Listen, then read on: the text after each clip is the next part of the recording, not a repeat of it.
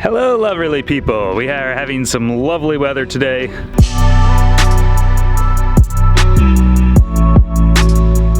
It is just beautiful out here. 40 plus degrees right now, and I can say that it is good to have this sort of weather back. We're getting 3 days of 40 plus degrees.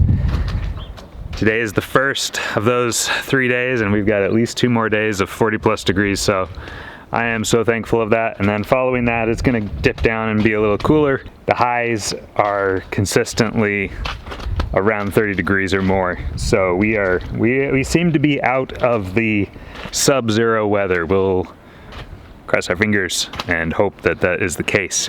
All right, today we've already done all the major chores. Nothing left to do, except I did save one for you, and that is we're gonna go out and feed the singing bacon. And then we're gonna do some extracurricular chores. I've got to plant the corn seed, the bacon seeds in the barn there. So last week I did one stall. This week we're gonna do the other stall. All right, after we're done planting the corn in there, we're gonna go and put some straw down all over. So I suppose we better get to it. Oh, we also gotta get water to the pigs. So let's get going.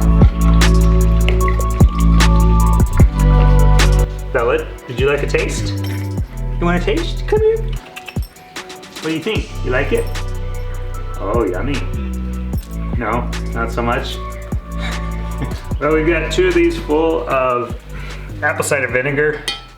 That is unlike any, well, I guess it's pretty close to another color I've seen before, but it's not the normal color of apple cider vinegar.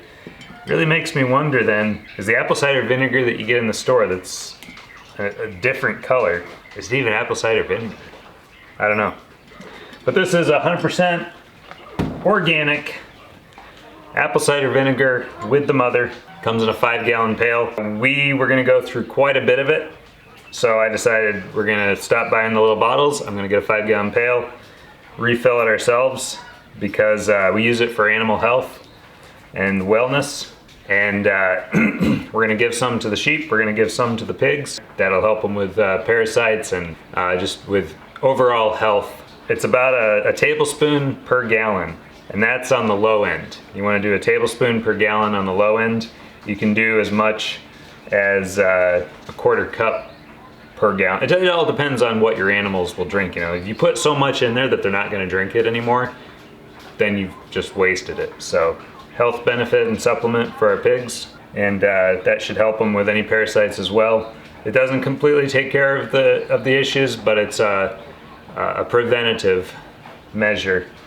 And there's other things, other natural things that we'll do to get rid of worms, like diatomaceous earth, garlic, rosemary. There's a few other things that I can't remember off the top of my head. I know, some molasses is definitely another thing, but just basically natural ingredients that make their intestines, their gut, an inhospitable place for parasites. That's what we're trying to do. And that way parasites cannot live and thrive very well, at least, and that'll cut down on the worms. Hey guys! Hello, bacon! Stop it! Leave it alone. Find that food. I don't know. There you go. Anyway.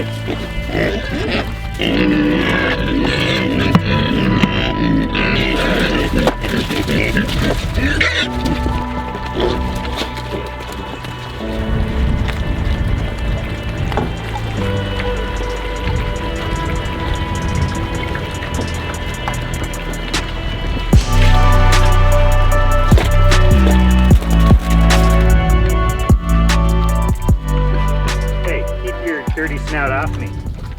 Okay, based on my calculations, at the rate that I want to give this to them, which is 2 ounces of this per gallon, I need to add about half of this. Okay, so about 1.5 of these for every 50 or so gallons. So I think there's at least 2 bowls buried in the snow here, and here's one of them right here.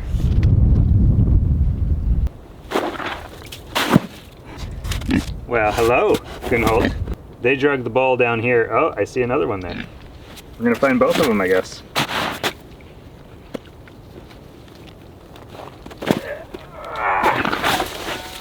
All right. 2 balls found. That'll really help with the feed situation. Okay, I think there's still 1 bowl missing. They really like their home. They keep poking their head out to look over here at me, see what I'm doing, and then duck back inside to, I bet they've got some of that squash inside there. Let's go take a look quick. I bet they're hiding a horde of squash in there, munching down on it. Look at these silly pigs. Carrying their prize squash around. There's a bunch of them here on the ground, but one of them will grab one and then off they'll run with it. All right, let's see what they're all doing in there. Oh, you guys are getting way too big for this, aren't you? You guys barely all fit in there, don't you?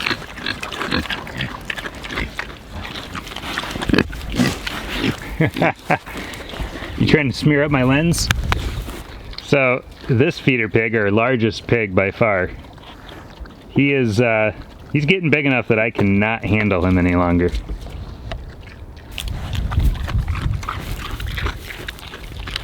Bjorn, is that a tasty snack? Oh yes, you guys really like your squash, don't you? Well, hello. Hey, Helga. Are you just the cutest pig on the farm? Gunhold and our smallest feeder are over here enjoying a snack after they just ate a full meal. You guys eat a lot, you know that? Big old hunk of food, and now everybody else wants a piece of it too. So they're gonna play keep away.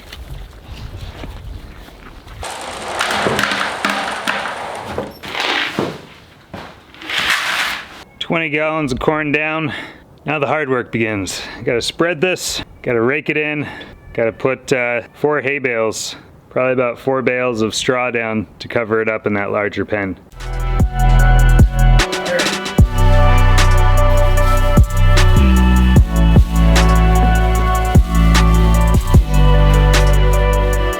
Now we're gonna work as quickly as we can in here, getting corn spread and raked in, so that we can get them all back over here.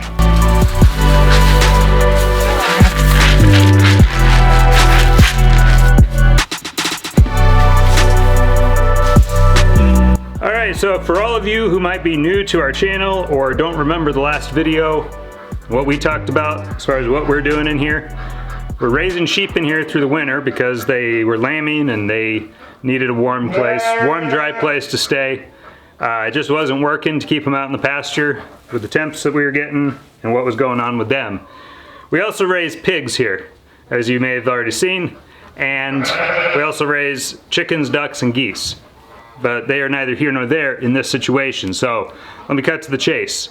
With raising the animals in here, we had to put down straw, and they spread hay around, and because they pee and they poop, right? That's just something that animals do. So we cover that so it doesn't stink, and then you've got all this manure, all this muck, and they mat it down because they're trampling all over it, and it turns into a big mess that you then have to clean out of your barn.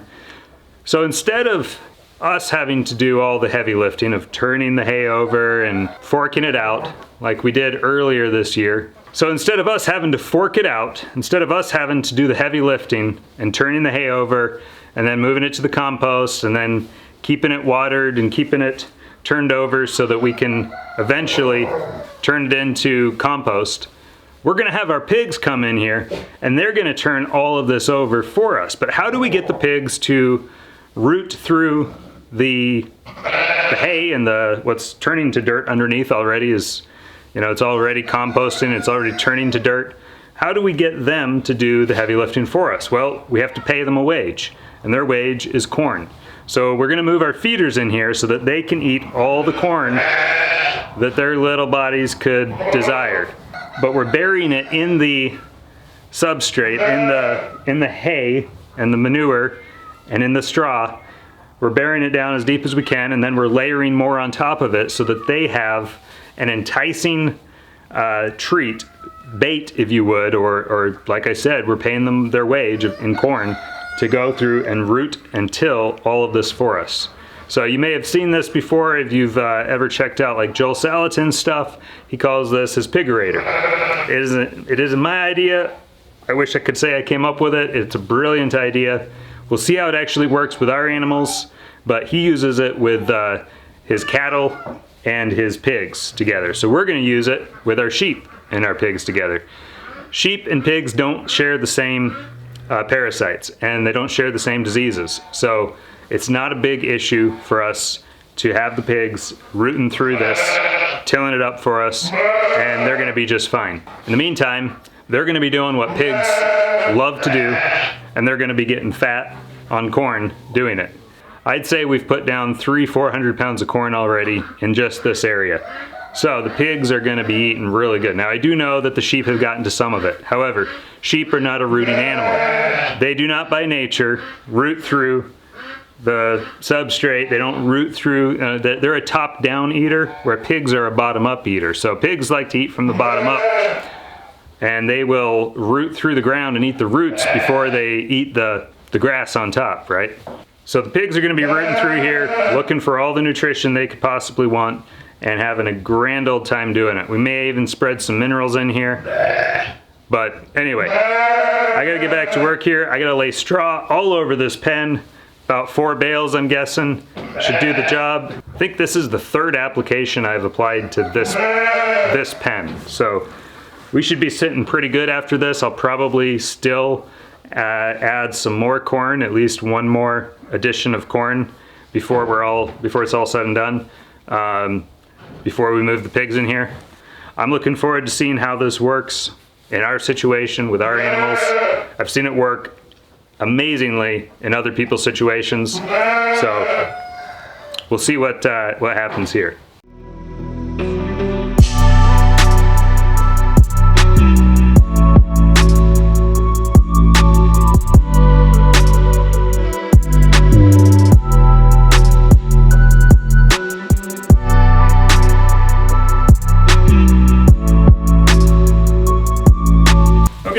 Well, we have company. Company is here, and I'm going to head out and spend time with them now. So the rest of you have a great day.